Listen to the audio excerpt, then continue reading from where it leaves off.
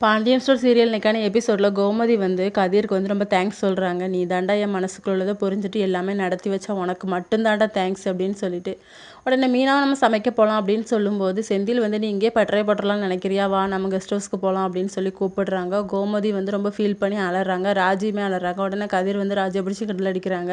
Pump set மாதிரி எப்படி தான் கண்ணீர் வந்துக்கிட்டே இருக்கும் அப்படின்னு சொல்லிட்டு, பின்ன ஒன்னே மாதிரியாக இருக்கணும் ஜடம் மாதிரி அப்படின்னு சொல்லி ராஜியும் பயங்கரமாக நக்கல் பண்ணுறாங்க.